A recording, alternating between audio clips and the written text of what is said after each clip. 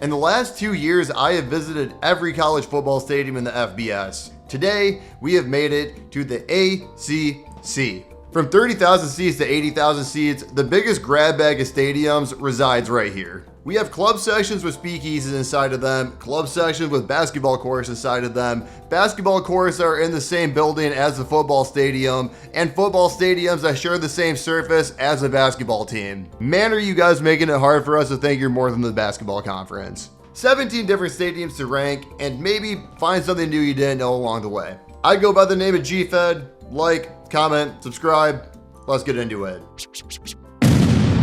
Of the power conference schools that don't care about football, Duke has to pretend to care the least, right? Or pretend to care the most, whichever one reflects not giving a shit. Wallace Wade Stadium is a one-level horseshoe with the scoreboard on one side and the brand new Devil's Deck on the other side. This Devil's Deck subtracted 5,000 seats going into the 2024 season and is expanding to subtract even more going into 2025.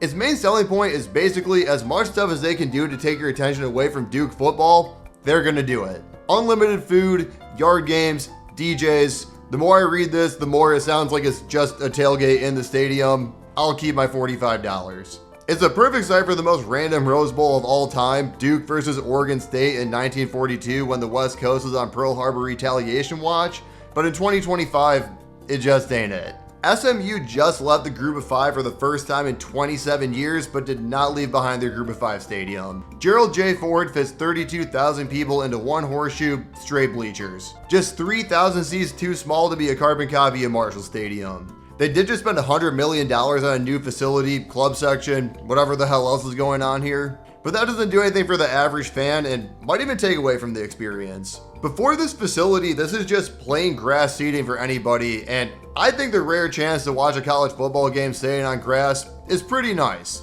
Knowing SMU fans though, they could probably fill as many boxes as the Kentucky Derby grandstand. Before we get into the next tier, you might be thinking, why is there 15 teams on this list? The ACC has 17 teams. On this page, where I'm the judge, jury, and executioner, I choose to eliminate NFL stadiums. The U plays at the Dolphin Stadium 24 city miles away from campus, but most of their fans didn't go to Miami or don't live in Florida, so I'm sure it's the least of their concerns. Pitt is also DQ'd because they are at the Steelers Stadium. They tried the on-campus stadium thing until they tore it down in 1999, and I do think of the teams that don't have an on-campus stadium, they're probably the best equipped for one. But as far as I can see, both the fans and the faculty are mostly on the same page with not pursuing it.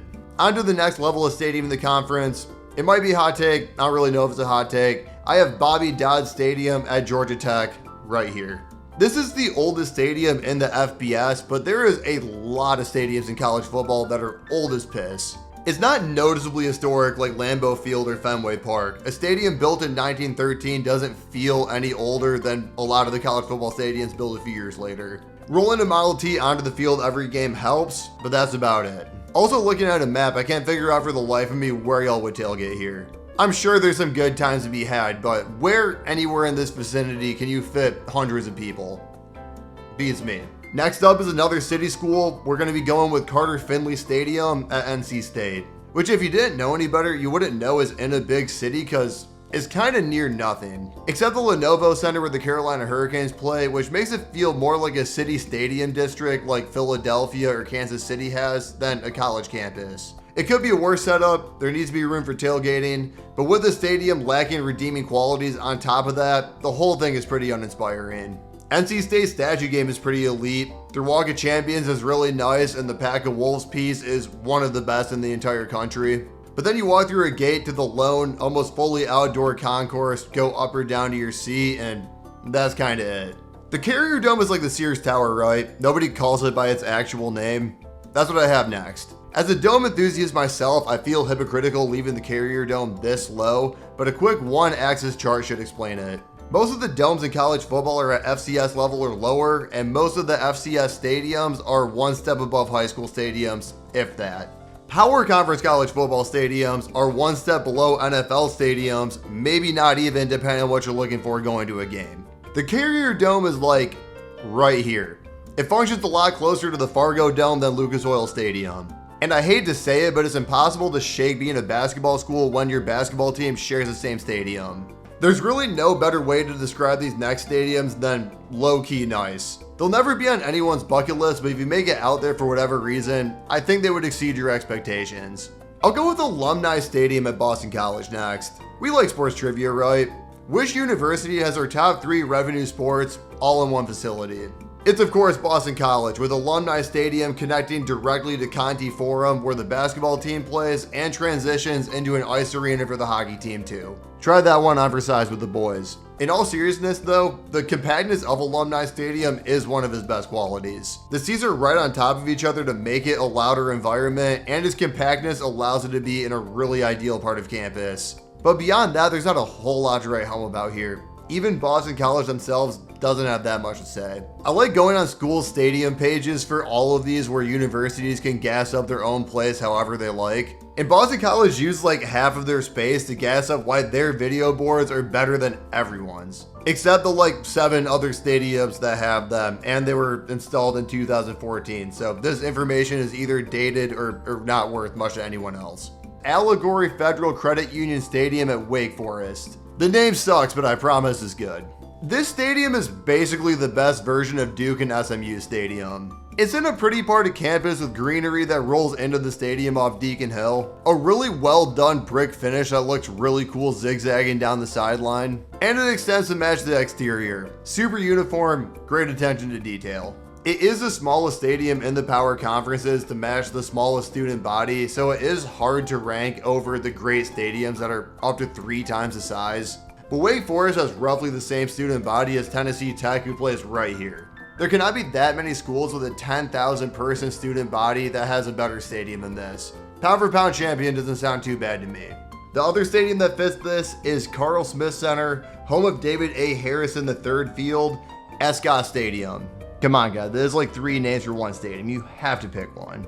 I always perceived Virginia to be different than it actually was before I came to campus. Scott Stadium feels a lot like Wake Forest, with the size of stadium and size of campus scaled up a little bit. A lot of greenery, grass seated areas, and a little bit more attention to detail with these columns going end zone to end zone. That same section also got a brand new video board. With how often renos are done in college football, there's not that many I can look at that clean cut made the stadium better for everyone. But this old video board was so bad, the upgrade for sure brought it up the ranks. The next tier is kind of the opposite of the last one. I wouldn't say overrated, but in the way that people would actually go out of their way for these stadiums and they're not bucket list impressive. We're gonna get the real Death Valley at Clemson in the mix right here. Even though it's the biggest stadium in the ACC, it's a clean 20,000 seats smaller than the stadiums you think of when you think of the top of college football. They have really cool small details. The lettering in the upper deck is a really nice touch. And I really like that it's easy to see passing by without walking inside of it. On the power conference level, Georgia is the only other school you're able to do that. It's a good stadium for sure, but it's not prominent enough to be inherently more interesting than most other stadiums in the ACC. Pretty predictably, another stadium in this tier is Florida State. When I was researching this video, I saw somebody on Reddit say if there was an equivalent of Butterface for stadiums, it would apply to Doak. Gorgeous stadium on the outside, inside is blah. I couldn't have said this better myself. Congrats on making the vid, Sir Mellencamp. The exterior of FSU is top 5 in the country. Beautiful brick, stained glass windows. Unconquered might be the best statue in college football. When I talk about being prominent and being a spectacle in Clemson's rankings, this is what I mean. Inside though, what am I supposed to say about this? They did just finish a big renovation that made like 25% of their stadium unavailable last season, added a ton of seatbacks that is a huge boost. But I don't think it's fair to rank a stadium higher for a renovation that no one's seen through during a game yet. The foundation to be one of the best stadiums in the country is there. The inside is just a little bit more to go though. Virginia Tech doesn't really fit either of these last 2 tiers, but they're closer to Florida State and Clemson in both being a destination and just flat out being better. Like Florida State, the exterior is really good here. Brick is always superior, and the stadium is uniform with the rest of campus. That always goes a long way for me. Also, Virginia Tech's colors match fall colors even better, so if you go there the right time of year, vibes are immaculate. Inside is not that eventful. It feels every bit of 60 years old, and they haven't had a renovation in 12 years. Which doesn't sound like a long time, but these days is actually a very long time to go without a reno. But I do have 2 favorite things here, and one of them is the club section, which is one of the best club sections I've ever been in. The 20-foot floor-to-ceiling windows somehow makes a white tablecloth football experience even more bougie, and it is the best view of a stadium you're going to get behind glass anywhere. And the second thing, if you're not following the Virginia Tech Grounds Crew Twitter account, you're missing out. I don't factor in crowds or people into the stadium rankings, but with no field, there's no stadium, so they're a part of the deal.